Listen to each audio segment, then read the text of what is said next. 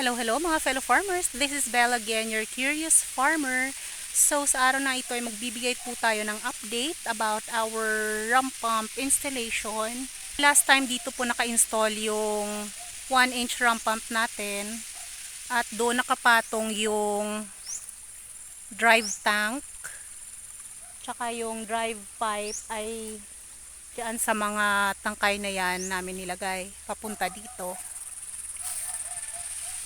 Pero ngayon, na-transfer namin siya doon.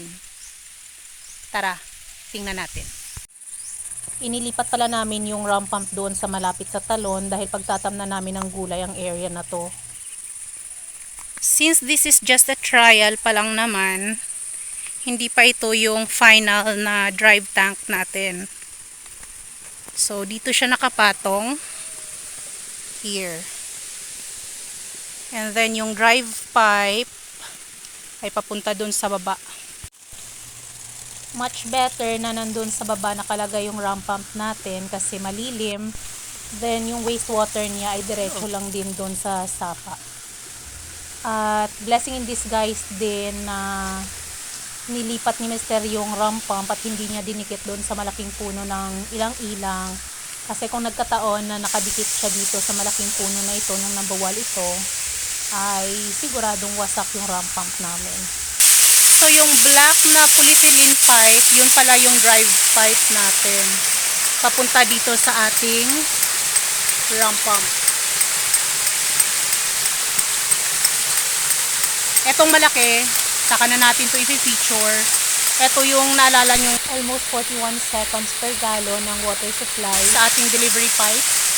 Ito yung ginamit namin nun. Pero ipapakita po namin sa inyo once na mag-stabilize na yon kasi yung end cap ng air chamber namin ay sumabog kasi hindi niya nakaya yung air pressure.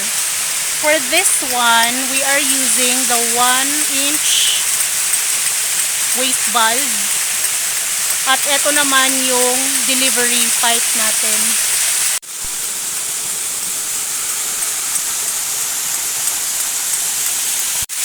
So yung rump pump natin ay nilipat natin malapit dito sa talon para yung wastewater niya ay diretso lang din dito. Ayan, baba. Yun.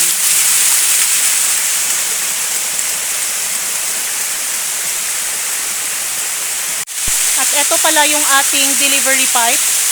1/2 inch po ito, papunta doon sa taas. So, pag ganito na ang ating rump pump, it means na nagsusupply na ito ng tubig doon sa taas.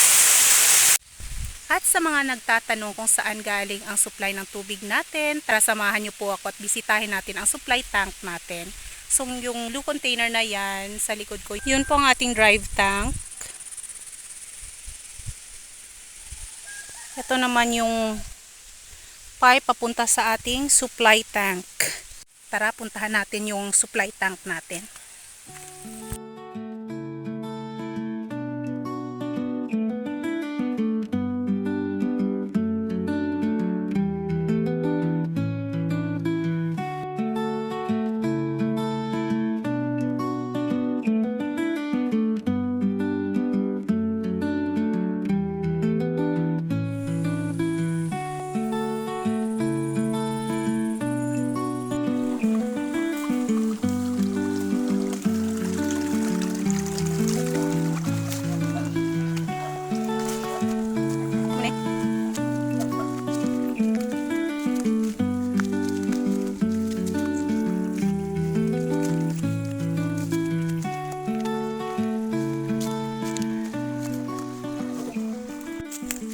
Ikot tayo.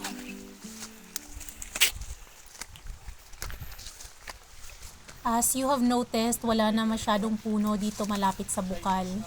Kaya layunin talaga naming pagtamnan ito ng mga native trees o di kaya mga fruit trees para makonserve ang water source na ito. Dito sa aming barangay, napakalayo ng mga source ng mga tubig kaya ginagawa namin ng paraan upang maihatid ito sa ating komunidad. Balik sa ating rump pump. So, ito po pala yung bukal na pinagkukuhanan ng ating water supply. So, most of us dito kumukuha ng tubig.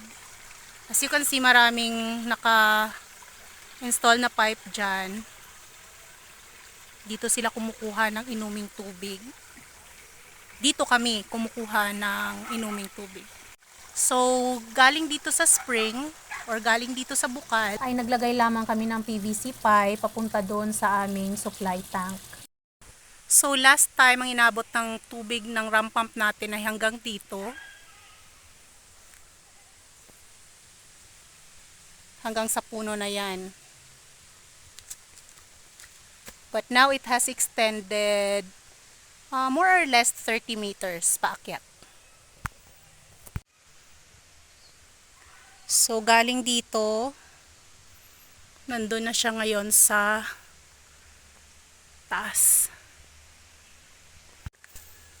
Ito.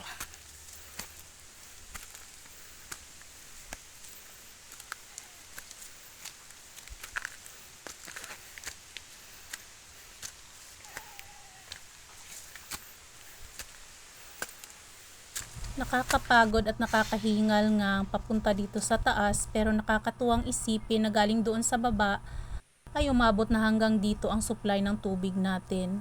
Ganun pa rin ang kalakasan nito gaya nung mga nakaraang linggo, pero mas malayo na ang naabot ng supply natin.